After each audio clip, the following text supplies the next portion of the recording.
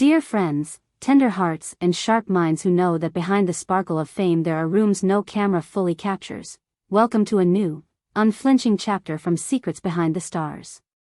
Tonight we set aside the glitz of premieres and the sweetness of staged kisses. Tonight we lean into a silence that says more than 1,000 perfect captions. Two figures whose names once sounded like a promise have become the protagonists of a quiet scene that refuses to fade. Cenk, Torun and Mahassine Merabet. While the world counted down to midnight and Istanbul's sky rehearsed its ritual of light, the expectation was practically scripted. Fans, cynics, and those who read between the lines all imagined a familiar tableau: Cenk framed by twinkling bulbs, a glass raised, a hand slipping into view, the kind of post that feeds 1,000 edits and leaves timelines warm for weeks. Instead, a single photograph surfaced from the noise, raw, stripped back, almost austere. Cenk alone under fluorescent lights, in an empty gym, his expression set, lifting with fierce concentration. No soundtrack, no confetti, no second silhouette to soften the edges. Only metal, breath, sweat, and a determination that sliced cleanly through the fragile illusions of the night. In show business, New Year's Eve isn't just a holiday. It's a mirror without mercy. It reveals who wants to perform the dream and who chooses to sit out the spectacle. That image of Cenk became a manifesto in miniature. Independence. Defiance. Maybe a trace of sadness. And the virtual crowd that usually erupts on cue hesitated, stunned by a declaration that came without a single word. The first reverberation landed where many eyes were already watching, Mahassine's corner of the internet.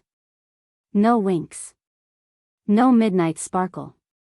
Not even a small, vague story to suggest the shape of the evening.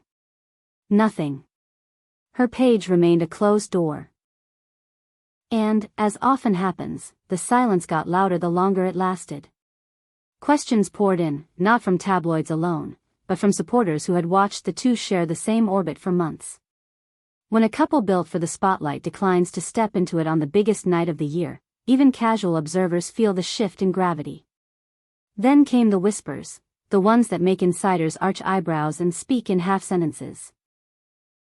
This was not a rupture with fireworks or slammed doors, they murmured, but something slower, cleaner, like mist disappearing off glass.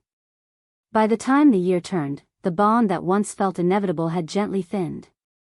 The gym photo did not come like a lightning strike. To those close to the situation, it looked like a closing paragraph. Here is where the tide turned, not unexpectedly but with force. Claims sharpened quickly. The comment sections rehearsed a familiar narrative. That affection had doubled as a corridor lined with strategically placed lights, that certain brand conversations seemed to synchronize suspiciously well with certain sightings, that Mahassine, brilliant in her own right, stepped onto carpets and into markets that had previously kept their distance, buoyed by Cenk's undeniable reach. Others countered with equal conviction: she has a career stitched with grit and talent, years of work that do not vanish under the glare of a trending moment. The debate did not fade, it deepened. Was Cenk, then, the devoted partner or the engine that pulled an already strong train even faster?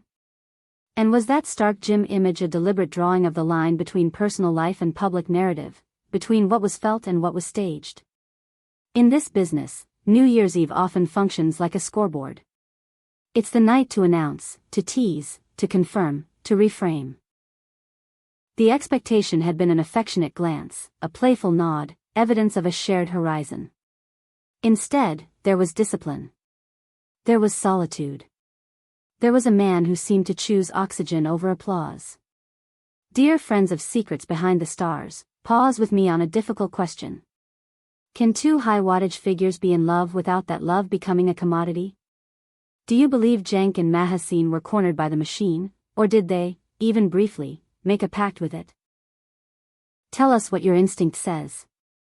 If you value stories told with nuance and care, remember to subscribe, ring the bell, and consider becoming a member. Your support keeps this kind of sober storytelling alive and lets us bring you the angles others ignore. As the conversation tightened like a wire, attention returned to what was not said. In a world where each post is suspect and every caption a clue, silence becomes a sculpture anyone can interpret. The longer Mahassine left it untouched, the more people projected their own endings onto the blank space. And, if those whispers hold any truth, the ending was not a cliffhanger. It was a soft fade to black, measured and dignified.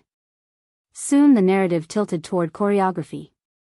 Timelines were mapped, interviews replayed, press days compared with sightings that had set the internet humming. People drew arrows and circled dates, and in the gaps they placed their own certainty. Coincidence or calculation? The modern celebrity is equal parts craft and calendar. So much of what we call luck is simply timing behind a closed door. And yet, the accusation, a stepping stone, began to root itself where nuance rarely survives. Cenk did not contradict it. If you have followed him beyond the roles and the red carpets, you know he oscillates between openness and retreat. When he senses that intimacy is being traded by the pound, he narrows the focus, returns to the basics. Work, training, craft. New Year's Eve under fluorescent lights fit that pattern precisely. Each repetition, a sentence, each exhale, a line, the tempo of the workout, a paragraph written in muscle and will. Who needs a press release when your posture does the talking? Why did that launch pad whisper carry so far this time? Scale, 4-1. Cenk's name unlocks rooms and regions where algorithms become invitations. Pair that with the undeniable swell of conversation around Mahassine across borders in recent months, and you have a narrative that writes itself, even when the truth lies somewhere we cannot see. Then add the truth of optics, a man alone on the year's most performative night. Minimalism becomes a megaphone. That megaphone also distorted the pitch. The oldest bias in the book resurfaced, a woman's ambition mistaken for extraction. Critics conveniently set aside the record of roles earned long before the couple existed, the work that does not let itself be reduced to a headline. Defenders spoke up forcefully, ambition is not a confession, and visibility is not theft. Then another voice, just as insistent, argued that love and strategy are separate currencies. Partnerships can hold both, they can also be asked to carry more weight than they should. In the midst of the noise, one rhythm remains steady, after heartbreak. Or even after a simple closed chapter, Cenk returns to routine. He always has. Hours carved for training. Travel that looks like escape but functions as recalibration. The instinct to build rather than explain. So yes, a New Year's Eve made of iron and breath instead of sequins and cheers makes sense. The timing, though, turned a private habit into a public statement. The image felt like a dare, interpret this however you like. Accept the version of me that shows up when the music stops. And what of the love story? It resists easy filing. Perhaps it was a tenderness that arrived quietly and left even quieter. Perhaps calendars and cameras nudged moments into poses they were not meant to hold for long. Maybe it was a flame that warmed genuine nights and, occasionally, conveniently placed mornings. Maybe it was two careers in neighboring constellations, pulled closer by respect and the knowledge of what proximity can offer. What is certain is that the ending, handled without spectacle, left room enough for everyone else to arrange their own furniture inside it. The lines hardened into camps. One insisted Cenk had been turned into a bridge others crossed too quickly. The other reminded the world that calling a woman strategic has long been a coded way to scold her for moving with clarity. Somewhere between these positions lives a truer story. A relationship that was real enough to matter and complicated enough to distort under public light. So we are left with an image that lingers, Cenk in that gym, the clock leaning toward a fresh year, effort suspended in the air the way confetti is supposed to be. And across the city, or perhaps across a border, Mahassine's silence stretched like a velvet curtain, one that may rise with a simple gesture, or may remain closed without apology.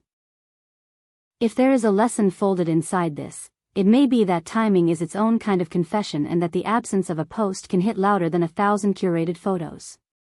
What some call proof is often the world's favorite pastime, interpreting a pause as a verdict. What some label strategy can also be two people attempting to protect what is fragile while navigating an economy that devours quiet. Still, the echo persists. Was it love? Was it leverage? Or something stubbornly resistant to either label, a language the rest of us do not speak? The size of New Year's Eve turned a personal choice into a civic mirror, and everyone lined up to see their own reflection. Perhaps that is the true reason this story will not sit still. It isn't only about them. It's about who we decide to trust with softness, who we award suspicion, who is allowed to walk away in silence, and who must annotate every breath. Meanwhile, clocks behave as they always do. Projects will break cover. Stages will glow. Campaigns will arrive dressed in gloss and impeccable timing. Cenk will keep showing up to the discipline that steadies him. Mahassine will choose her words, or choose none at all, on her schedule, not ours. And months from now, we might admit that the truth was never hiding. It was right there, in a room of metal and mirrors, in the stillness of a woman determined not to donate her interior life to an audience hungry for closure. Perhaps we will concede that endings can be both tender and instructive, that a quiet goodbye can still sharpen the world's idea of power. For now, we have what we have, a man who declined a night built for display, and a woman who let the questions float without rowing toward them. Not all finales explode. Some are a latch eased into place. And some are a hallway with dim lights, footsteps softening, echoes lingering just long enough to remind you that even in the loudest industry, the choice to say nothing can be the most articulate line of all.